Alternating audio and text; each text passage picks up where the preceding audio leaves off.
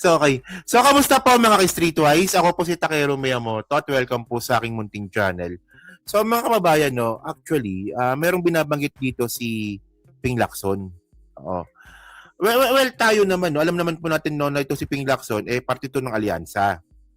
Pero alam naman po natin na kahit po siya parte siya ng alyansa noong 2025 election, alam naman po natin independent talaga yan. Oo. So, ito yung sinasabi ko sa inyo. Di ba? Kapag merong batikos kay PBBM o sa admin po na to, pag valid naman po yung batikos, tanggapin natin. Pero kapag kapaltakan po yung batikos, putang ina nila, di ba? For example, di ba? For example, ito example ko. Oh. Pag yung DDS po kasi nagbatikos, walang kwenta. Di ba? Puro adik, bangag, magdanakaw ng walang, di ba? Bintang na magdanakaw ng walang ebidensya. Di ba? Puro ganyan lang yung kakaya ng mga DDS eh. No, may na voodoo daw si PBBM, 'di ba? Na voodoo si PBBM daw. May orgy daw sa Malacanang, 'di ba? Pag ganun, 'di ba? Yung mga butod, wala lang kwenta po 'yan. Oo. Pero pag may batikos po na na alam naman nating valid, pag-usapan natin ng matino. Okay? So ngayon, ito yung sinasabi ko nga Ping Lacson. Alam naman po natin na yan po talaga is kalyado ni PBBM sa ngayon. Pero ang totoo, independent po talaga yan. Alam naman po natin yon. Well, lagi parte siya ng alyansa, pero ito aminin man natin o hindi. Di ba? Maging parte man o hindi si Ping Lacson ng alyansa noong 2025 election, mananalo po yan. Di ba? So ngayon, ito ngayon na sabi ni Ping Lacson Sabi niya dito, selective justice. Lacson slumps Palace. So pag sinabi mong Palace, si Bongbong Marcos yun. Over broken promise to jail big fish before Christmas. Okay. Well, sa totoo lang, may big fish naman pong na aresto. Pero walang politiko. ayun ang pagkakaiba nun. Okay. So, sabi ni Ping Lacson dito, basahin lang natin para maganda, no? Medyo mahaba lang to, no? So, sabi ni Ping Lacson dito. Okay. Senate President Pro Tempore Pampilo Lacson has expressed disappointment that the government failed to jail big fish suspects in the multi-billion flood control scandal before Christmas. Kasi mga kababayan may nangako po kasi si Boying Rimulya. Oh, actually si PBBM mga kababayan, yung pinangako niya lang, may makukulong. 'Di ba? Pero si Boying Rimulya po kasi nag-name drop. So ngayon kung meron po nagbabatikos ng ganito, 'di ba? Naintindihan ko. 'Di ba? Naintindihan ko kung bakit sila bumabatikos ng ganyan. Oh, so sabi ni Ping Lacson dito, may nangako kasi. 'Di ba? Sabihin naman natin na Takeru, ano naman ginagawa naman ng presidente yung yung lahat para maaresto yung mga yan. Oo, naniniwala po ako doon. Naniniwala po ako doon na eventually makukulong po yan sila Joel Villanueva, sila Chis Escudero, si Bong Revilla, si Jingo Estrada. Naniniwala po ako makukulong yung mga yan. Oo. Yun nga lang kasi ang point dito, may nangako. Ayun kasi problema. Yan si Saldi ko, makukulong din po yan. Oo, di ba? So sabi dito, Senate President Pro Tempore Pampilo Lacson has expressed disappointment that the government failed to jail big fish suspect in the multi-billion peso flood control scandal before Christmas. Di ba? So sabi niya pa dito, okay. President Ferdinand Marcos Jr. earlier promised that the big fish, so actually may naman big fish na nahuli, yung mga Diskaya. Di ba? Big fish yun. Pero pag sabi mo sila Joel Villanueva, sila Chis Escudero, yung mga senador, mga congressman, bigger fish po tawag doon. Sino ba yung sabi nun? Bigger fish yun. Bigger kasi mas malaki sa big fish. Ang unang pangako ay hindi nasunod bago magpasko. Siyempre, yung mga kababayan natin, totohanan ba ito o hindi? Well, actually may point naman, di ba? Kasi especially nga po yung mga neutral. Yung mga spectator lang po talaga, ayan po yung mga naghihintay.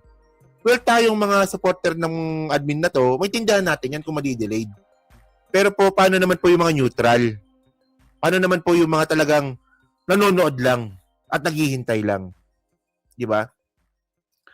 Kasi maraming pangako ang napako. Lacson said in an interview Sabi niya, kung hindi sigurado, dapat hindi na lang nagbitaw ng salita. Ngayon, sinasabi naman nila, pagdating ng bagong taon, meron bang ganun, bagong taon? May makukulong. Sino pa bang maniniwala kung hindi natupad yung mga unang pangako he added? Diba? So, while contract, alam nyo kasi mga kababayan kasi, alam nyo kung bakit ganyan nangyari. No? May problema din po kasi itong itong mga nag-iimbestiga eh. Ang problema sa mga nag-iimbestiga, kung sino yung walang ebidensya, doon sila nakafocus. Kung sino matagtad ng ebidensya, di ba? Parang binabaliwala nila. Di ba? For example, di ba? Si Martin Romualdez. Hindi ko alam eh. Actually, sa totoo lang talaga, hindi ko talaga makuha yung point eh. Kapag ina-interview yan sila Boying Rimulya, kapag ina-interview po yan si Vince Dizon, ang lagi bukang bibig nila, Martin Romualdez. Napansin niyo ba yon? Ayun ang laging bukod, ayun ang laging nila binabanggit eh. Martin Romualdez. Oh. Paano si Cheese? Paano si Joel? O ngayon kasi ang point natin dito, kaysa inuubos ninyo yung panahon ninyo, kaysa nagagamit yung oras ninyo, yung lakas ninyo, at yung resources ninyo kay Martin Romualdez, na sinabi na nga pa ng ICI na walang ebidensya, ba't hindi nyo napokosan yung mga politiko na may ebidensya? Tama, di ba? O nga, nung sinabi ng ICI, na, wala kami makitang ebidensya laban kay Martin Romualdez. Ang gawin niyo, iset aside muna natin yan. Huwag nyo sasarado. Iset aside nyo lang. Sabi walang ebidensya. So mag-focus tayo sa iba. Ang problema kasi, puro Martin Romualdez kayo. Ano ba gusto ninyo? Na-focus kay Martin Romualdez. Nakalimutan na si Cheese. Nakalimutan na si Joel. Nakalimutan na si Bong Revilla. Nakalimutan na si Jingo Estrada. Sabi ko nga mga kababayan ito yung sinasabi ko dati pa no? Kapag yung pinangako nga po ni Boying Rimulya, wala natupad doon, magbabacklash po ito. Di ba magbabacklash po ito sa kanila? Buti na lang mga kababayan, no? Buti na nga lang, yung mga naghahanap po ng pangako, taong bayan lang. Hindi yung mga politiko. Di ba? Kasi involved din po sila. For example ito tinan niyo kunwari pag sinabi ni PBBM no na yung pangako ni Presidente Bongbong Marcos, for example lang. So kunwari sinabi ni PBBM, bago magpasko, magkakaroon tayo ng bababa ng presyo ng baboy ng 200 pesos. Kunwari lang ito, example lang to Example lang. Kunwari sinabi ni PBBM nangako, bago magpasko, ang presyo ng baboy magiging 200 pesos per kilo. Tapos hindi natupad. Di ba? Hindi ba? Mukha naman malabo mangyari 'yon, hindi natupad. Syempre yung mga politiko na 'yan, yung mga kritiko ni PBBM, hahanapin niya 'yan. Nasaan na yung 200 pesos na baboy, nasaan na? Nasaan na 'yan? Gaganon-ganon 'yan. Malamang sila Cheese, sila Joel, di ba? Sila Jinkoy, Bongbong Marcos, sinungaling ka, 200 pesos na baboy. So malaking issue yon. Kung yun ang pinangako. Ang problema po kasi mga kababayan, ang pinangako po ni Boying Rimulya, no, at ng admin po na to, bigger fish. May makukulong na senador. So alangan naman ganun din yung magiging reaksyon nila Joel Villanueva. Saka nila Jingo Estrada. So kaya hindi masyadong maingay no yung maghahanap po sa pinangakong makukulong yung mga big fish na yan, di ba? Alam nga naman sabihin na naman ni Joel Villanueva dito, akala ko ba makukulong na ako bago magpasko. Alam naman gawin nila yan. Di ba? So yung naghahanap lang po kasi dito ngayon, yung mga DDS lang talaga. Yung mga politician, hindi nila hanapin yan. Kasi nga po, pag hinanap nila yan, baka mapadali po sila. Wala nga naman sabihin ni Jingo Estrada na, di ba, na, Yung pinangako mo makukulong ako, ba't hindi pa natutupad? Yeah, so yun ay na-point natin, di ba? So ngayon, yan ang ano eh.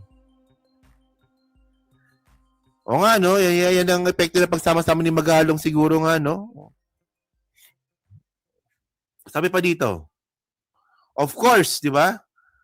May mga nakulong nga, pero hindi ito yung parang ina-expect o yung parang gusto ng mga kababayan natin na makita na ma-issue ng mga warrant of arrest, sabi ni Lacson. O kaya, tandaan natin mga kababayan, yun na nga po kasi nang may pangalan si Boying Rimulya. Si PBBM nga po, sinabi lang po ni PBBM, maraming makukulong.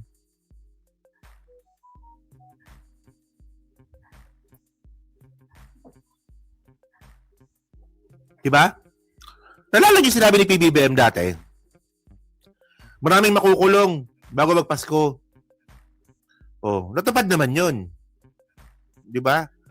Pero yung nag-name drop, 'di ba yung Rimulya 'yon?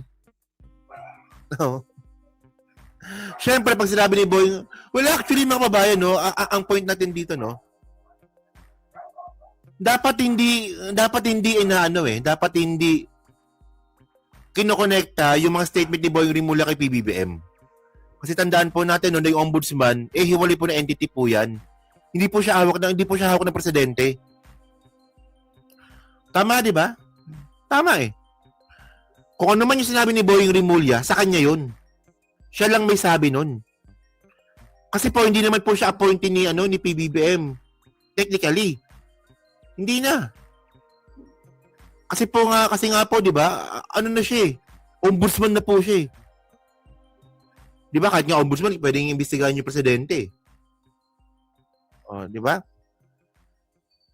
Yan kasi problema dito kay Vince Dizon na yan, tsaka kay Boying Rimulya, nakapokus kay Martin Romualdez eh. Oh. Lacson warned that while the administration has made progress, the investigation currently feels selective. Okay. Actually sa totoo naman may point. Nakakainis man tanggapin. Hindi, sa totoo lang. Kasi tayo kasi, ano tayo eh, pro-admin tayo eh. Di ba? Pero pag ganyan yung batikos, na talagang, nga, no, tama naman.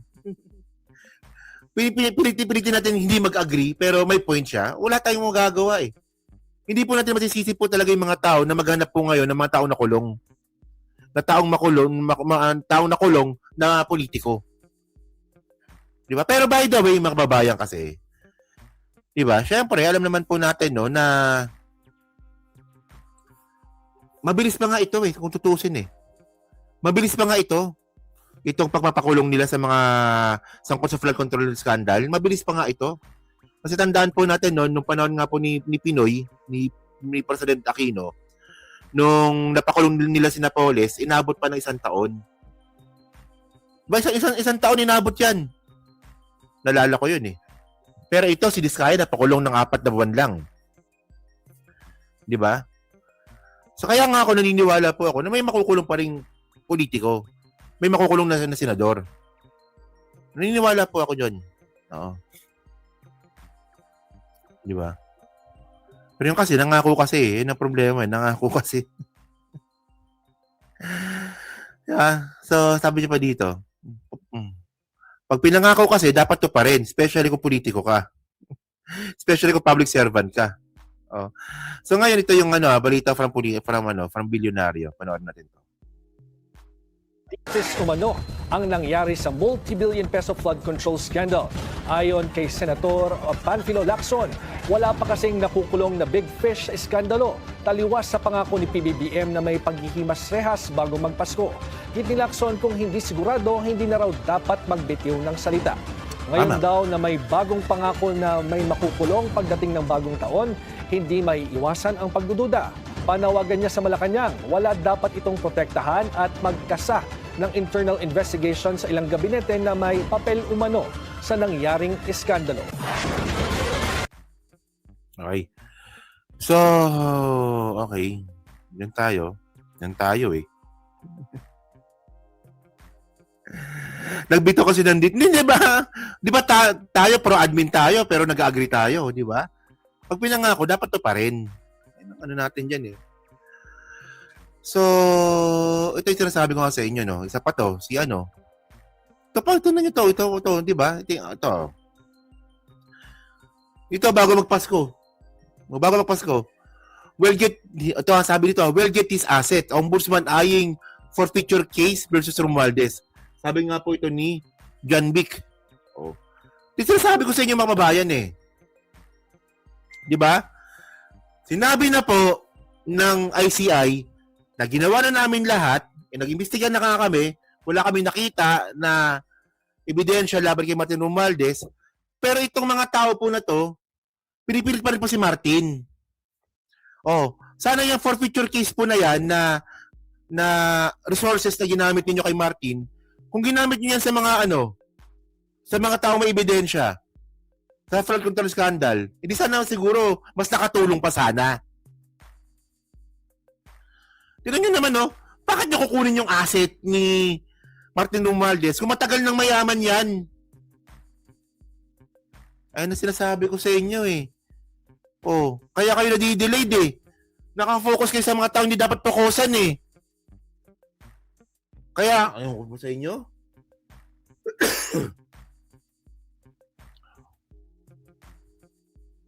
Sabi ni John Vic, si John Vic sabi niyan eh. Interview niya sa sa ABS-CBN News, di ba? The Office of the Ombudsman, sabi po niya, Ombudsman pa talaga, di ba? The Office of the Ombudsman is eyeing a civil forfeiture case against former Speaker Martin Romualdez, according to the Chief of the Department of Interior and Local Government said Monday. Di ba? So kung yung kaso forfeiture case po na yan, yung resources nyo dyan, yung oras nyo dyan, yung lakas nyo dyan, ginamit nyo kay Chis Escudero. Di sana may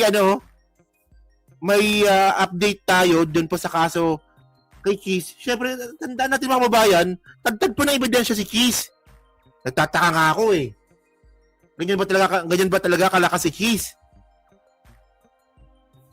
Tagtag ng ebidensya, hindi nyo matawag na suspect. Yan ang problema sa atin eh. Di ba? Well, mapabayan, no? Hindi kasi si Ping Lacson naman po kasi, alam naman po natin na yan, na okay naman siya para sa akin. Di ba? Pero tandaan po natin, no, na independent po yung mama. Di ba? Independent po yung mama eh. Kaya kaya niya sabihin po yan. Oo. Ito yung mga bagay, mga kababayan na na sinasabi natin kapag alam po natin na may pagkukulang po ang gobyernong ito, batikusin po natin. Hindi pwedeng puro tayo yes sir, tama yan, di ba? Actually may mga ganyan eh. May mga kilala po akong ganyan, di ba? Na hirap silang batikusin yung admin na to, kahit na obvious naman pong may pagkukulang. And actually, aminin man natin o hindi, itong ginawa po nila ngayon na pangako nga po na